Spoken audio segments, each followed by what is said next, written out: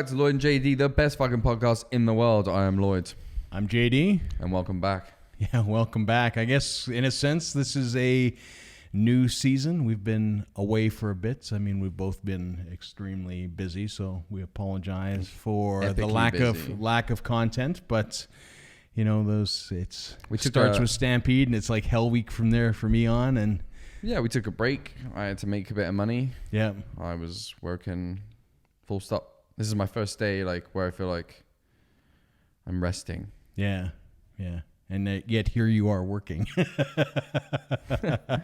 It's non-stop. Yeah, it continues to go. I mean, I had guests. I had my cousin over from the UK, so he was here with his family for 3 weeks, and then of course Stampede, busy, and then Did he go to the Stampede? He did. How did he like it? He loved it. He thought it was great. I mean, you know, that's the funny thing, man, is that you talk to people here that live here, and they hate the Stampede. Oh, I hate the Stampede. Yeah, everyone hates the Stampede here. But you know what? Like, if you go down there and you go on a day where it's free, it's not going to cost you anything to go in, and you budget a little money for food and stuff, you can have a good time. We go to the corner, is it Corner K now? Circle K? Yeah. Or is that who bought up?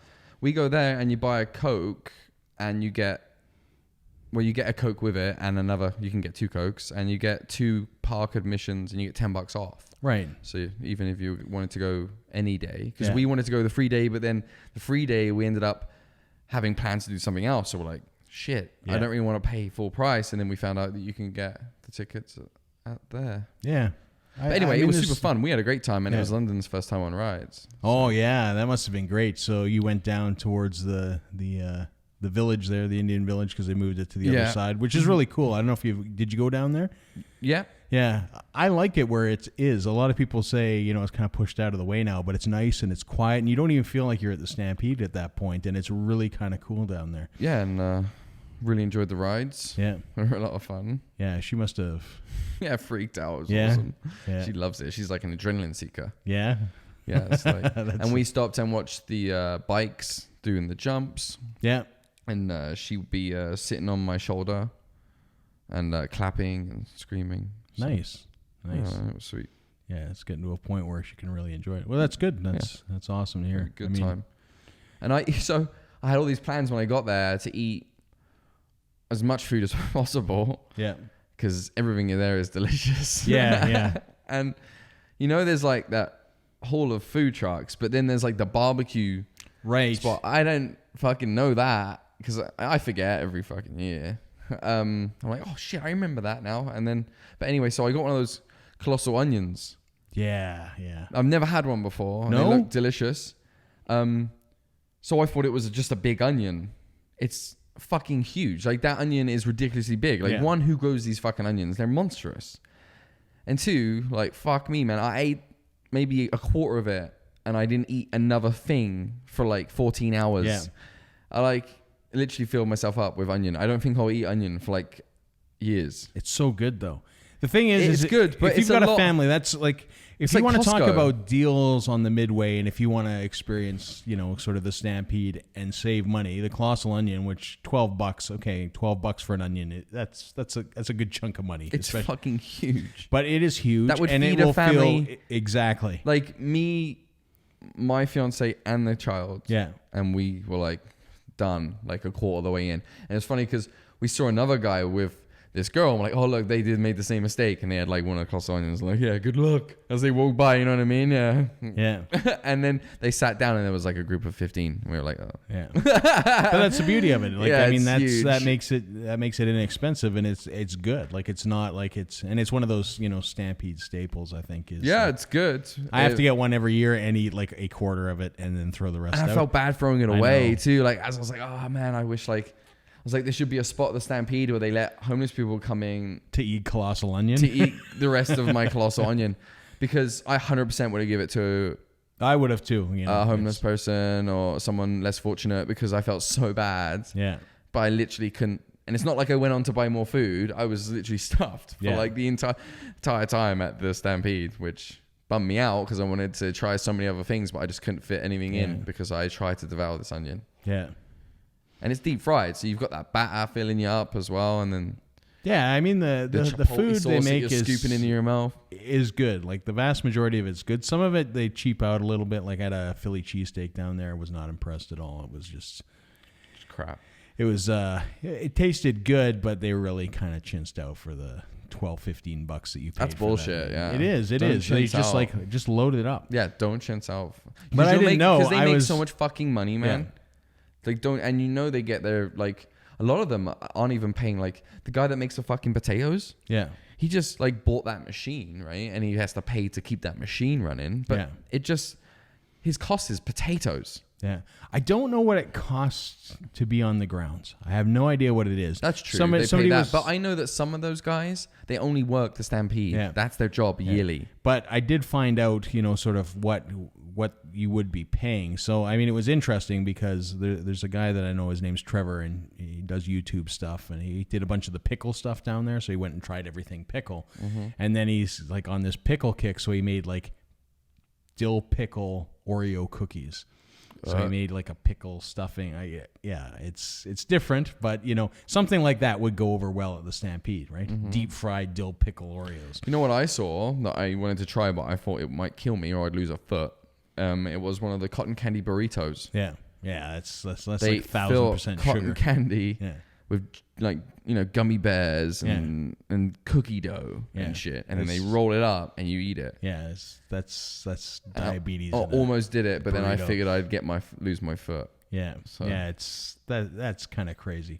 But anyways, the dill pickle thing, he was wondering what it was to the thing, and I researched it, and you pay as a food truck down there. You have a minimum guarantee, which who knows what that is, but you pay 25% of your take.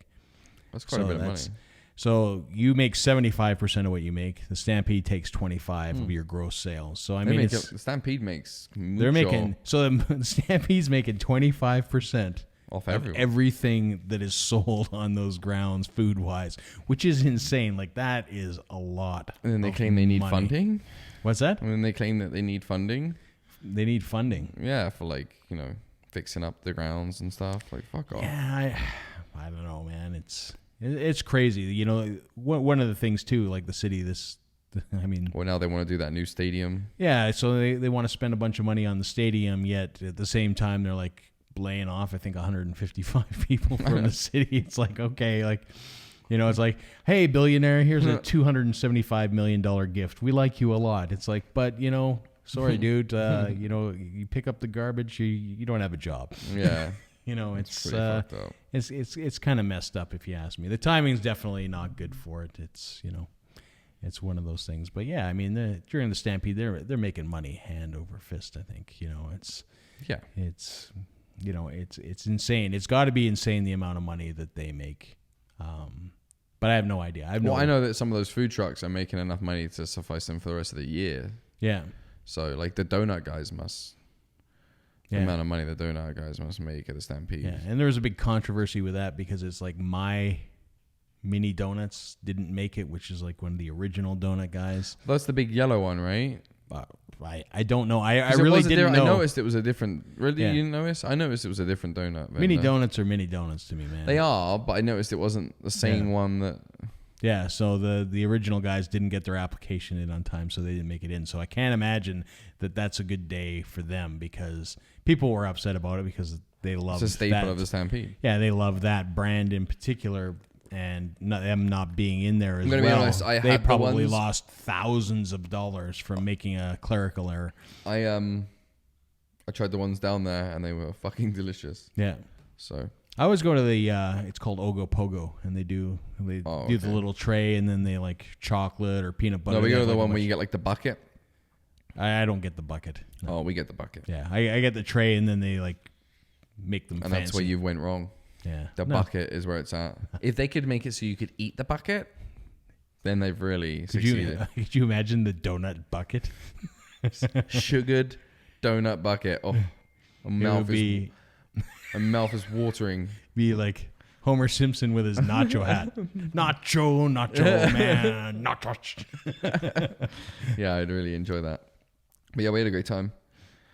But now it's over, and they're doing end of summer sales on the radio while we're at work.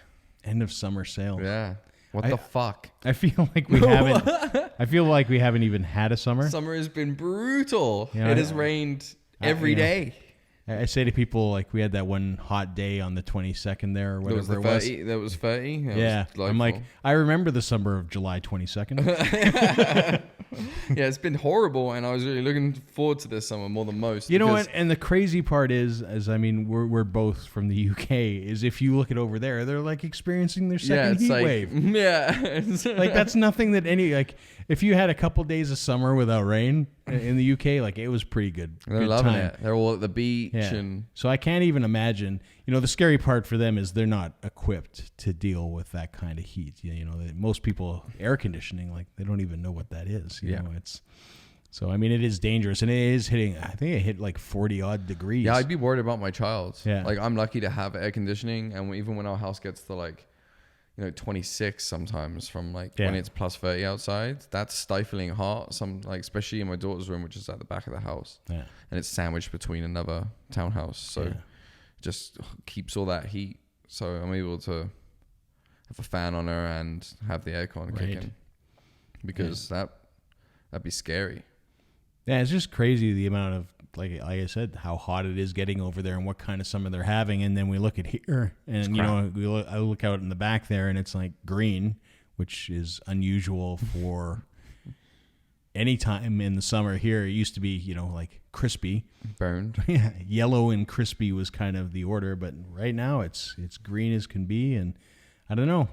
It's kind of, everywhere else gets hotter, and Canada just gets more like however cold. Just gets shitter. Yeah, it's just, it's like more average, more across the board. It was like, we might not hit as cold as it once was, but I'm hoping that we're going to have a good August, September. I hope it drags on a little bit is kind of how I hope. I hope it, September we're still kind of, shorts weather, and, and hopefully winter pushes itself off for a little bit, because... after that first snowfall. When you say it out loud, it sounds stupid. We're already going to get snow in fucking September 1st. Yeah, it'll September be 1st. minus 30. Yep. Here we are. Snow till April. Probably June. God damn it. Yeah. But that's, I guess that's part and parcel of living here. It's just, you got to I'm getting a bit sick of it.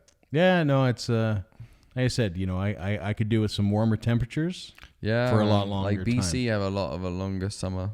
Yeah, they don't get the weird kind of cold. They get the good weather, and then we get their shit that comes over the mountains. As it goes over the mountains, it turns to shit. Yeah, and then it just shits on us. And that's what happens. Yeah, it kicks us pretty bad a lot of the time. I'm surprised. Like, I mean, and the funny thing is, like I said, my cousin was here as well. And he was like, when they were going through the mountains, they had a snowstorm. So, I mean, it's unreal. It's like, here we are, it's July, and it's like, hey, we're going to snow today, Yeah, and I mean, in the UK, you don't see snow like that either, in winter. So, I mean, it's crazy that kind of stuff happens. So yeah, it's fucking depressing, and I hate it. Fuck off. Bring on the good weather. It's lovely today, though, and it's a Saturday. Yeah, and it looks like it's going to be nice for a bit. So maybe I foresee a barbecue in my future. Nice. I think I'm going to go fishing with the kid. Nice. And you got a bunch of fishing gear? No, I don't. But we do like stupid fishing. But it's still fun. Like throwing rocks? We have nets. Little nets. We catch little minnows. Gotcha. You're catching... You ever take the tadpoles and let them grow frogs. And let her watch? And we used to do that in the UK all the time. It used to be a big thing to get a tadpole and then grow it to a frog. Yeah, so we're going to go down Fish Creek and play around with some minnows. And that's a good time. Yeah. Fun while it lasts anyways. Until you get some park ranger tell me that I can't put my net in the water. What? I don't know. Sometimes they get a little pissy about it. Really? It's worse down there, I think. Maybe because it's a provincial park, I guess. Yeah. That's a preserve, Whatever. Usually they don't do anything because I'm just with my kid. Like, it's not like I'm making fires. And it's not like you have an industrial net behind your boat, trolling, catching everything else. I'm like Forrest Gump's shrimp farm going down the bow. Looking through the net, killing everything you don't want, throwing it back in anyways. It just... pissing over the side. it's crazy actually. One of the things I think that's insane is the amount of kind of regulation that seems to be going on these days. Like, it's intense. Do you know that there's a speed limit for bicycles now? I know. 15 kilometers an hour, and if you go over 15 kilometers an hour, 20. It's 20. Oh, is it 20? I thought it was 15. Isn't it 15 down by the elbow though? Oh, probably. They have different speed limits. So. Yeah, I'm pretty sure that's where we were told. So, yeah. But apparently it's 15 down there, and there's literally a guy who because that area's been known or some shit. Yeah. Yeah, but so if this how is do you know how me. fast you're going? You don't, right? Like, I mean, when it first came out, I was like, that's stupid, right? Because number one, I ride and I don't know how fast I go. No, but I'll tell you one thing though. I do walk down that elbow with my daughter, and I don't have a leash for my child. Yeah. I do keep her as close to me as I can, but those fuckers ride their bikes at like high speeds, and that's a shared pathway. It says right on it, share the pathway. I understand you're on your bike and you want to go fast, but if my child is walking a little bit out, like, you need to fucking slow down. Well, you do. I absolutely like, do. You can have your argument like, well, keep your child. Like, no, I'm not going to do that. It's shared. I hold her hand, but how fast they come by, and you never know what side they're going to fucking come on. Yeah. A lot of them don't even ring their bell. It's dangerous, man. Like, if they hit my daughter, who's 2.5 years old, they potentially kill her. Yeah. Like, it's ridiculous. It's a shared, and I think it's fucking ridiculous. It's a shared path. Fuck shared path. I'm walking. I don't want to have bikes whizzing past my fucking face. Yeah. Honestly, it pisses me and Jamie off. Like, it drives me fucking nuts when I'm walking. See, the funny thing is they don't want to make bike paths, right? They don't want to put just bike roads. Just make a bike path. Yeah. And the biggest fuck off when you get down there is because after the shared path, there's a bike path that splits off and runs around the back. So you are further from the river and you don't get as better view. So they'll fucking ride on the sidewalk anyway, just because they want to look at the river the whole way. It's ridiculous. Yeah. It's not okay. Yeah, that's not okay. I never would bitch about something like this until I became a parent, but we should be able to enjoy the space just as much as you are able to enjoy the space. And it's not like she's running all over the road. She's on... We got to be responsible, right? Like, that's my big thing is... My big complaint is I ride in the paths up here. And I wasn't sure how fast I was going, so I check my metrics. I'm not going 20. I'm probably going twice that. So, but there's nobody there. Like, I don't see anybody. And when I do see somebody in the path, I slow down to pass them. It's that's all you gotta do. If it's a busy area, don't whiz past like a cunt. That's why these rules, people, me and you sit here and we're like, why are you making these rules? But if you really delve into it, it's these assholes that go through these public areas faster than a motherfucker with their fucking headphones in, not giving a fuck about anyone, that make these rules come into play, because it is dangerous. It is an issue, but only from these select people that choose to fucking whiz through. It's not the Tour de France. You're not setting, you're not no got your there. Strava open. You're not gonna, you're not gonna be king of the pathway or whatever the hell, because there's people that do. I track my rides on Strava, and there's times it shows you where you fit in the pack of people that ride that area. It's like, who cares? Who cares if you're the fastest? Like, show some respect. I mean, I get that, but enforcing, well, the law should be more like in a public. If you're in a public space, you can be ticketed for going over 15 or 20. Maybe if they want to do that, like, that makes it more clear. Like, hey, like, if I'm on a open fucking road, there's no one about, I can whiz down it. But if it's populated, don't be a dickhead. Yeah, if there's somebody else on the path, you can't, whip past them at ungodly speeds, because if you do hit them, it will. That's you are going to hurt them. When you live in a diverse city of dickheads and assholes and, regular people, the dickheads and the assholes usually ruin it for everyone else, because they make these silly rules because these dickheads and assholes can't keep their stupid shit off the streets. Yeah, absolutely. They're just going to whiz around. And that's all we have time for this week. Well, I'm Lloyd. I'm JD. It's good to be back. Peace. See ya.